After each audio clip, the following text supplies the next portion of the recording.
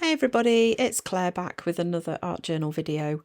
This one is a journal cover that I created and it was one that went wrong. So the reason it's black is because I had painted a journal cover and absolutely hated it.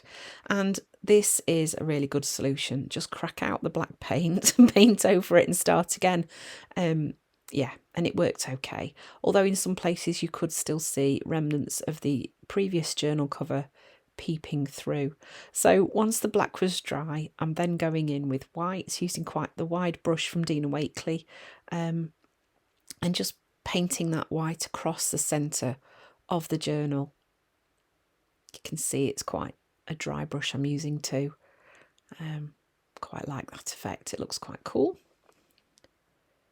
So then once that was dry, I then decided I was going to go in with pinks and purples and just freehand paint some flowers on there. So if you look really carefully, you can see the previous journal cover peeping through the white. Yeah, it was one of those, as I was doing it, I was thinking, oh no, this isn't quite going how I intended. But I think just not to get too stressed about it. These things happen.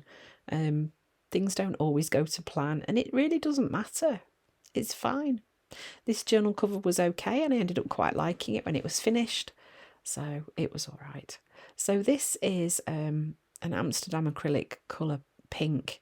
It's a little bit like a paler version of magenta, so a bit like magenta with a bit of white in it. And I'm just freehand painting some circles on to the cover.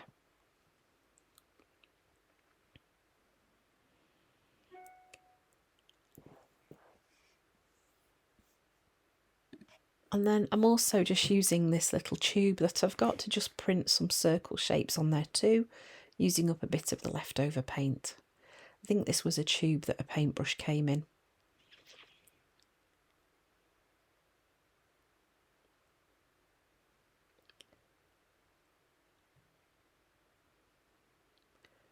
Okay, so next I'm going in with carnation and just adding some pink circles again using carnation.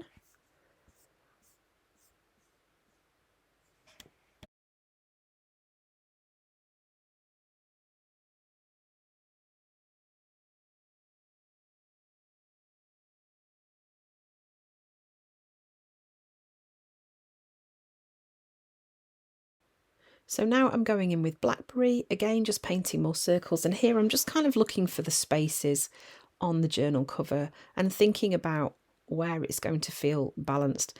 And it's one of those things that eventually you just kind of go with your gut instinct. You'll just kind of know where things need to be.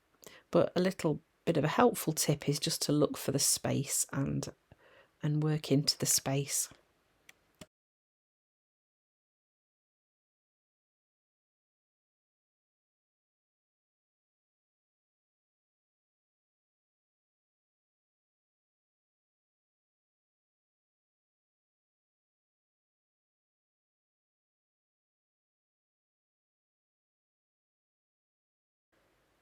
Then I'm going in with turquoise.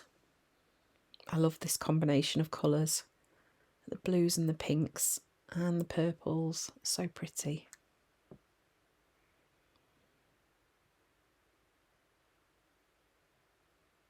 So these flat brushes are really useful for painting circles.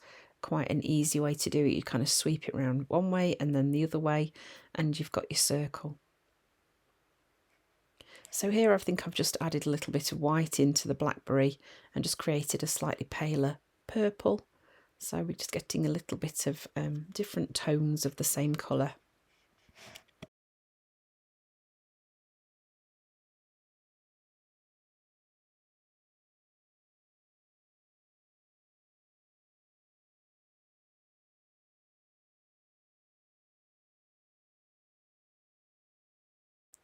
And then, of course, I've got to add in my favourite pink, the permanent red violet light from Amsterdam acrylic.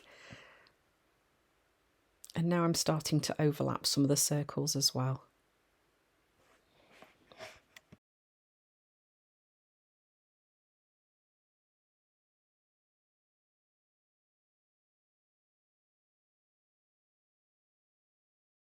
So once I'd given it a really, really good dry, I'm then going in with my Posca pen. So the reason I was just giving it a bit of a touch there just to see if it felt dry is, as you'll know if you've ever made the mistake of trying to use a Posca pen on wet paint, it destroys your pen. So always make sure that your work's really dry before you go in with your pens. Yeah, so I'm just outlining some of the circles, not all of them, just to pull some forwards into the foreground. And also just because I like how it looks. So I'm just kind of going with the flow really, and just seeing which ones I want to outline and which ones I'm going to leave.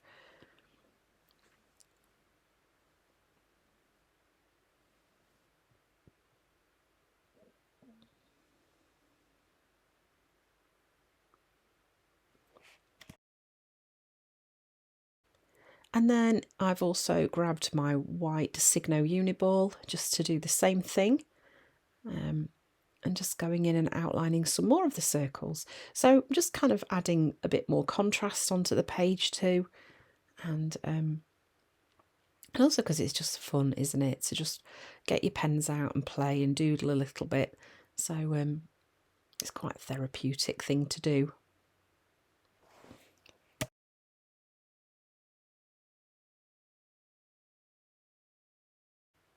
So then I wanted to add a little bit of a focal image onto the cover of my journal.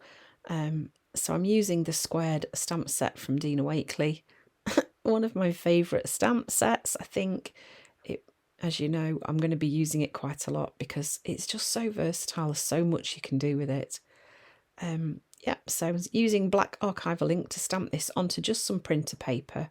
So I'm just going to cut these images out and they're just going to get stuck straight on to the front of my journal.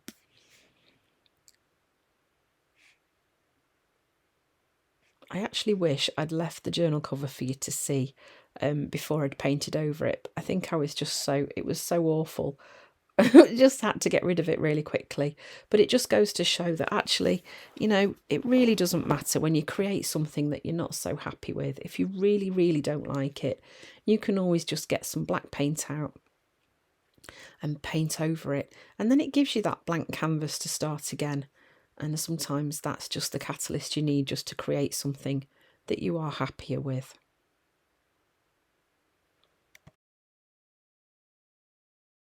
So then I'm just using my double-sided tape gun and a glue stick, my goodness, to stick these images onto the front of my journal.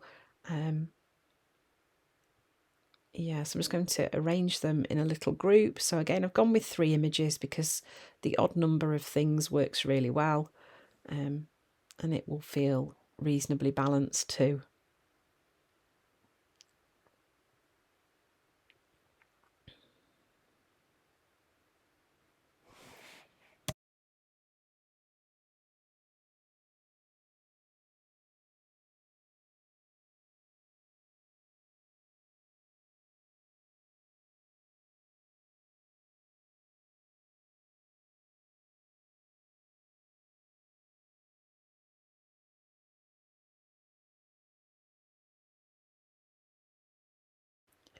So I found a quote to go on the front as well. Make art and your soul will listen. Perfect for the cover of my journal. So I'm just working out where to put that so it'll feel right. I'm just going to pop it up there in that little group of faces. So I kind of felt a little bit happier with this journal cover once it was finished, but I will always remember that this was the one that went wrong. So I hope you've enjoyed watching me rescue this journal cover. Thanks for watching, and I hope to see you again soon.